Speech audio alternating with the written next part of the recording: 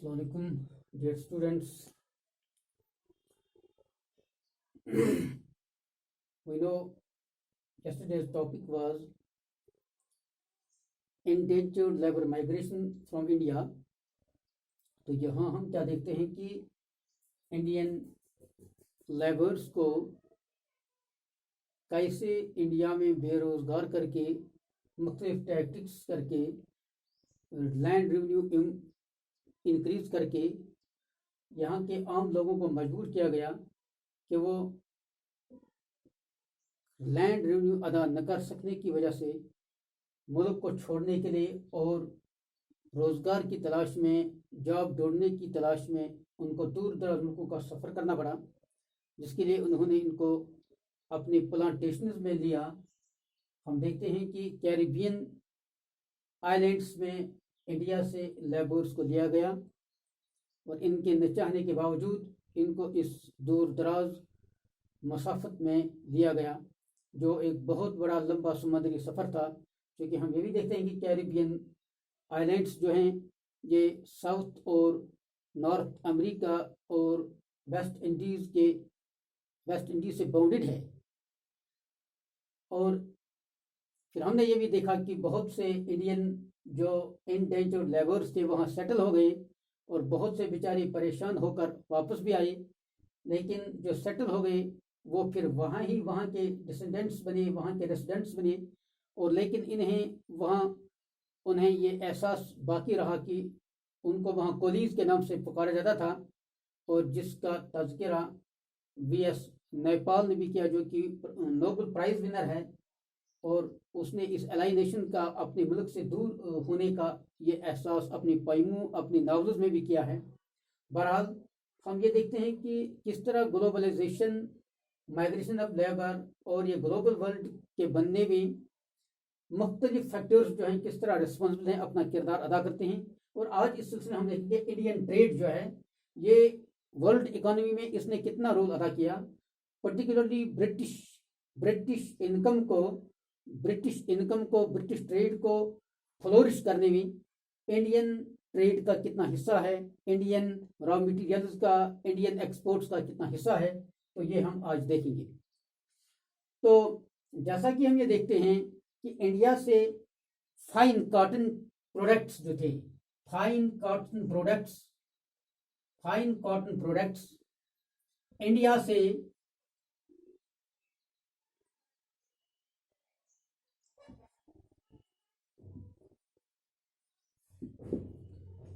से एक्सपोर्ट होते थे।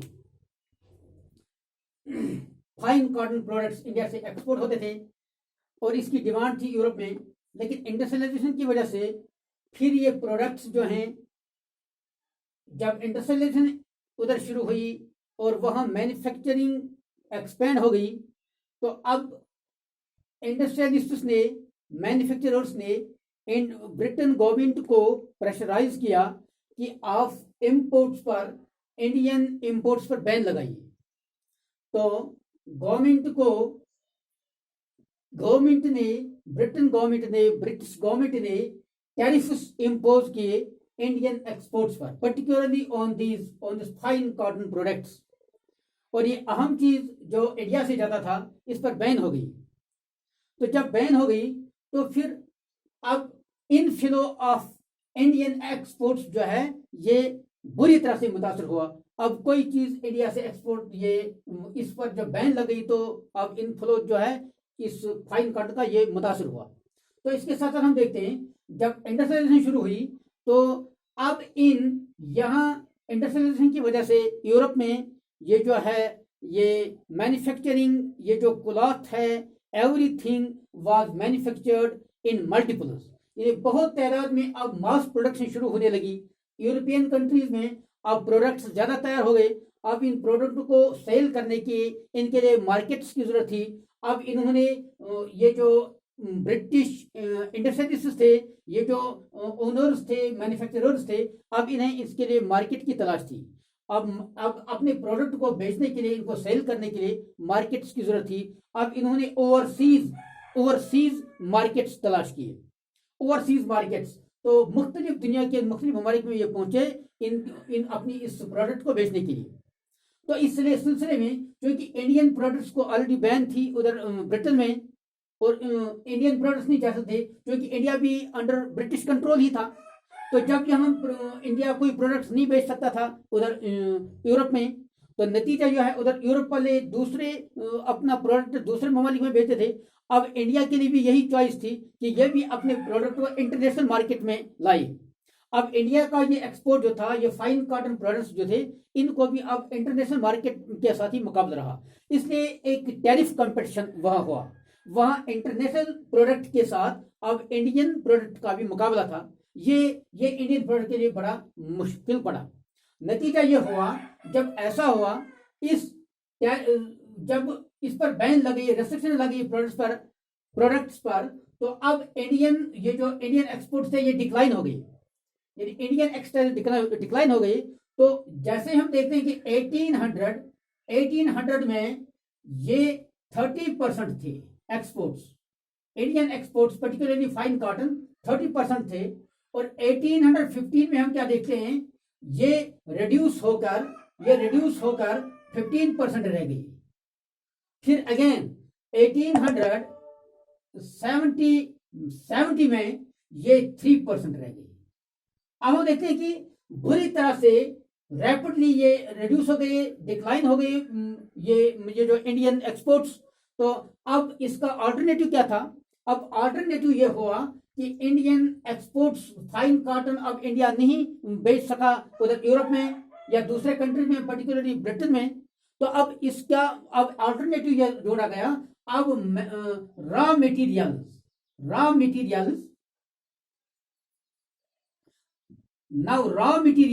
Was exported to Britain. ये रॉ मटेरियल जो है, raw material means raw cotton particularly बेचा जाता था। और हम देखते हैं रॉ मटेरियल जो है, it forms the primary product for an industry. तो फिनिश्ड गुड के लिए ये अहम चीज है, और इकोनॉमी के हिसाब से ये जो है, अब ये एक मटेरियल के तौर पर काम करने लगा इंडस्ट्री के, एक फीडिंग आइटम बना इंडस्ट्रीज के लिए। तो इसकी बहुत डिमांड वहां रही यूरोप में, क्योंकि इसी से रॉ कॉटन से ही अब ये जो टेक्सटाइल मैन्युफैक्चर होने लगे, तो ये सस्ता इनको वहां पहुंचता था। नतीजा ये हुआ कि रॉ कॉटन इसकी ये जो प्रोडक्शन है, हम देखते हैं कि 1812 में ये इसकी जो इंडिया में ये जो एक्सपोर्ट होता था 5% ये एक्सपोर्ट होता था। 913 में 5% ही ये एक्सपोर्ट होता था। लेकिन फिर 1871 में हम देखते हैं इसकी तादाद 35% हो गई, यानी इसकी डिमांड बहुत ज्यादा बढ़ गई, क्योंकि ये इनको इसमें ज्यादा प्रॉफिट था। रॉ मटेरियल ये जो फिनिश्ड गुड के लिए अहम काम करता है, इसलिए 1871 में इसकी तादाद 35% बन गई। अब सिर्फ रॉ मटेरियल ही इंडिया से एक्सपोर्ट नहीं होता था, बल्कि इसके साथ साथ इंडिया जो है, इंडिगो भी यहां से जाता था। इंडिगो असल में एक प्लांट है, इससे एक कलर निकलता है, और वो कलर जो है डाई टेक्सटाइल्स को डाई करने के लिए वो कलर इस्तेमाल होता है, और वो कलर बड़ा फैसिनेटिंग कलर होता है, थोड़ा डार्क येलो डार्क कलर है वो। तो वो बहुत ही इसकी डिमांड थी यूरोप में इस कलर को, इंडिगो के इस कलर को बहुत पसंद किया जाता था। अब इंडिगो भी एक्सपोर्ट होने लगा। रॉ कॉटन के साथ साथ इंडिगो भी कुछ डिकेड्स के लिए उधर यूरोप में एक्सपोर्ट होता रहा। तो इसके साथ हम क्या देखते हैं, तो फिर जो ब्रिटिश इंडिया जो था, ब्रिटिश इंडिया ओपियम जो है, ओपियम ये ड्रग है, हम सब जानते हैं। ये ड्रग जो ये कल्टिवेट होता था यहाँ ब्रिटिश इंडिया में, और यहाँ ये ग्रो किया जाता था, और इसको एक्सपोर्ट किया जाता था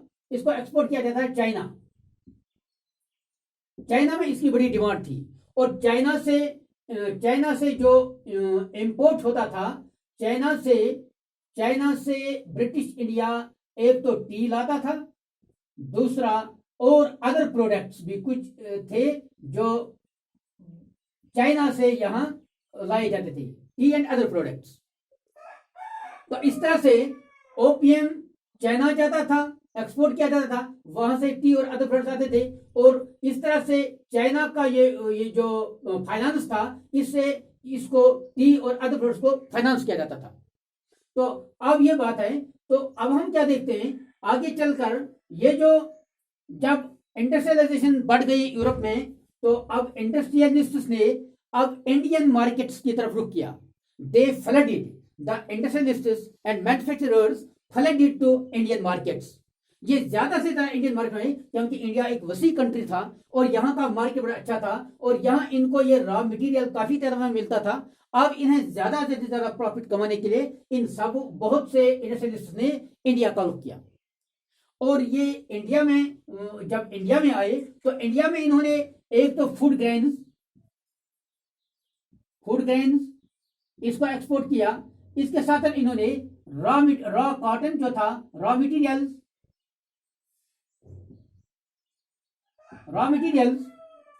तो इसको भी एक्सपोर्ट किया। और इस तरह से अब ब्रिटिश एक्सपोर्ट्स जो है, ब्रिटिश एक्सपोर्ट्स, ये value of British exports increase, value of food grains, raw products, these raw materials and food grains. नतीजा यह है 19th सेंचुरी में हम क्या देखते हैं, British exports increase. 19th century में एक्सपोर्ट्स जो हैं of these items it increase, ये इंक्रीज हो गए। और imports as compare to imports कम हो गई। Value of exports increase in 19th century, value of exports increase as compare to imports. तो अब जो इसमें सरप्लस बचता है, जब ज्यादा चीजें एक्सपोर्ट होती हैं तो कम चीजें वापस आएंगी, तो इसमें जो ट्रेड बैलेंस रहता है, इसको हम कहते हैं सरप्लस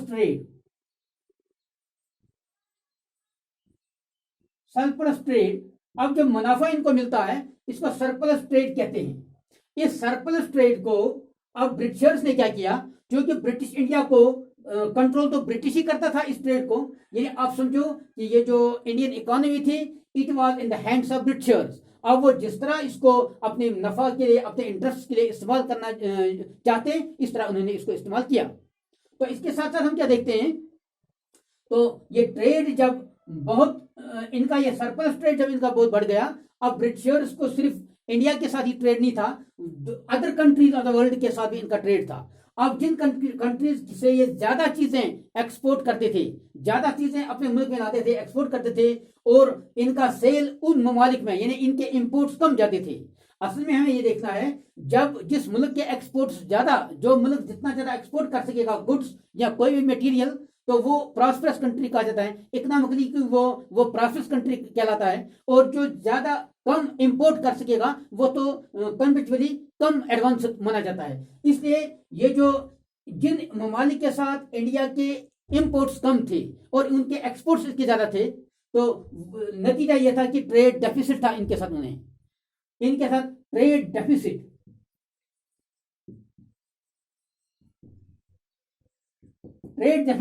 यानी उनके एक्सपोर्ट ज्यादा और ये सेल यहां से कम जाता था ब्रिटेन की तरफ से। नतीजा ये था कि ट्रेड डेफिसिट था, यानी खसारा था मुल्क का। बरतानिया को ये जो खसारा था, ब्रिटिश कंट्री को जो ये खसारा था, इसको हम कहते हैं ट्रेड डेफिसिट।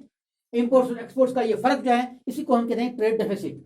ट्रेड डेफिसिट को अब बैलेंस करने के लिए, इस ट्रेड डेफिसिट को बैलेंस करने के लिए, ये इंडिया का जो ये एक्सपोर्ट्स हैं, जो वैल्यू ऑफ एक्सपोर्ट जो ज्यादा थे, इसी को इन्होंने बैलेंस किया। इस सरप्लस बैलेंस को इन्होंने सेटल किया ट्रेड डेफिसिट से। इस ट्रेड डेफिसिट को, इस खसारे को सेटल किया इंडियन सरप्लस ट्रेड से।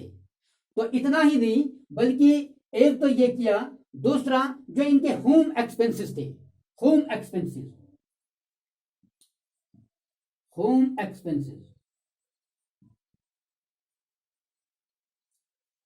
ये होम एक्सपेंसेस का मतलब है कि ब्रिटिशर्स को यहां जो मेंटेनेंस चार्जेस थे, अब अपने एम्प्लॉइज के लिए जो इनके प्राइवेट क्वार्टर्स होते थे, उनके लिए मेंटेनेंस का इंतजाम भी इसी सरप्लस ट्रेड से इनको हासिल होते थे। और जो इनको इंटरेस्ट एक्सटर्नल ये इंटरेस्ट जो इनको डेट्स पर इंटरेस्ट, एक्सटर्नल डेट्स जो इनके थे उनका इंटरेस्ट भी इस सरप्लस ट्रेड से वो अदा कर सके, और इसके साथ साथ जो इनके एम्प्लॉइज का पेंशन था वो भी इस सरप्लस ट्रेड से वो अदा कर सके। और इस तरह से हम क्या देखते हैं, इस सिस्टम को जिसमें इंडियन इकोनॉमी का बहुत बड़ा रोल है कि इंटरनेशनल मार्केट में पर्टिकुलरली हम देखते हैं ब्रिटेन को अपना ट्रेड डेफिसिट बैलेंस करने में इंडियन इकोनॉमी ने बहुत ज्यादा रोल अदा किया, यानी क्रूशियल रोल इंडियन इकोनॉमी ने ब्रिटिश ट्रेड डेफिसिट को बैलेंस करने में इंडियन इकोनॉमी ने बहुत बड़ा रोल अदा किया, और इंटरनेशनल इकोनॉमी में इंडियन ट्रेड का जबरदस्त हिस्सा है। और इसके साथ हम ये देखते हैं जो ये ट्रेड एक कंट्री के डेफिसिट को एक तीसरे कंट्री के जरिए से जब एडजस्ट किया जाए, जब सेटल किया जाए, इसको हम कहते हैं मल्टीलेटरल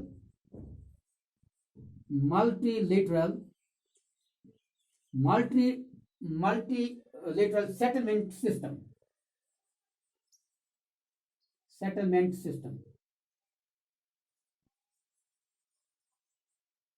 अब हमने क्या देखा, कॉलोनियल ब्रिटिशर्स ने किस तरह इंडियन ट्रेड को एक्सप्लॉइट किया, और इसको अपनी इकोनॉमी को स्ट्रांग करने के लिए किस तरह इंडियन इकोनॉमी को इस्तेमाल किया, और अपने डेट्स को भी इन्होंने अदा किया, और अपना ये ट्रेड डेफिसिट भी है इसको भी बैलेंस किया, और इसमें सारी इंडियन इकोनॉमी का रोल है। तो आज हमने ये जो हमारा टॉपिक आज था, तो इस तरह हम देखते हैं कि इंटरनेशनल इकोनॉमी में इंडियन ट्रेड और इसके मतलब ट्रेड का कितना हिस्सा है, और इनका इस ट्रेड डेफिसिट को बैलेंस करने में और ब्रिटिशर्स की इकोनॉमी को मजबूत करने में, वर्ल्ड इकोनॉमी में इनके कंपटीशन को मजबूत करने में इंडियन ट्रेड का कितना हिस्सा है। और फिर आगे हम देखेंगे कि वर्ल्ड इकोनॉमी में अब आगे जाकर इंडियन ट्रेड कितना, इंडियन ट्रेड ने 19th सेंचुरी में कितना किरदार अदा किया। फिलहाल इन शॉर्ट हम ये कहेंगे 19th सेंचुरी में ये इंडियन ट्रेड जो है it played a crucial role in the international economy. शुक्रिया, आज के लिए ये काफी है, तो खुदा हाफिज।